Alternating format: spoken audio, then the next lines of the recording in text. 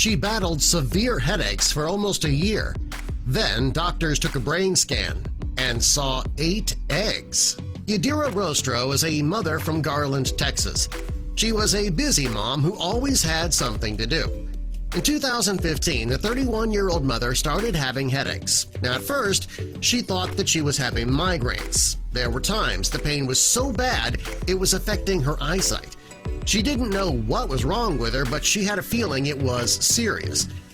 When Yadira's headaches continued, they actually seemed to be getting worse, so she decided to go see a doctor to see what on earth was wrong. If it was migraines that was causing her pain, maybe she could get something to treat them. She went to Methodist Dallas Medical Center, and the doctors there ordered a CT scan. The doctors were worried because of her symptoms that she may be suffering from a brain tumor. When the doctors checked the scans, they discovered that there was an obstruction that was preventing spinal fluid from flowing into her brain. To treat the immediate symptoms, they inserted a catheter to relieve the pressure. Next, they ordered an MRI to see what exactly was causing that blockage. They assumed it was probably a tumor, as they suspected, and that was causing the blockage of the blood. But they were wrong. The scans showed that Yadira had a group of sacs at the base of her brain, and what shocked them even more is that those sacs looked like they were tapeworm eggs. She battled severe headaches for a year, and now they find eggs in her head.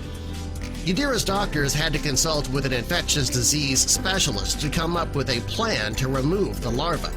They called in the brain surgeon and got to work. First, they had to put Yadira to sleep so that they could remove part of her skull. They needed to see the base of her brain, which is where the eggs were. When they got in, they found 8 tapeworm eggs. Yadira's neurosurgeon, Dr. Richard Marit, had to split her cerebellum after removing her skull. It was then that he could see the sacs. The medical team went in with the help of a microscope and they removed all the eggs. Each one looked like tiny eggs. They had a clear sac, and inside there were small tapeworms. The doctors got the entire surgery on video. Yadira knew that her surgery was recorded, but she chose not to watch. She says she's just happy to be alive and free from those headaches. Now that the eggs are out of her brain, the fluid was able to enter her skull as normal. She was thrilled the doctors figured out what was wrong with her and she could live pain-free again. After the surgery, Yadira gave some thought to how the eggs ended up in her brain in the first place. She had taken a trip to Mexico with her family 2 years earlier. Her doctors assumed that maybe she ate some contaminated food and the parasite traveled through her bloodstream and ended up in the brain. According to the World Health Organization, tapeworm infections are actually fairly common in rural regions. These types of infections can also be caused by eating undercooked meat.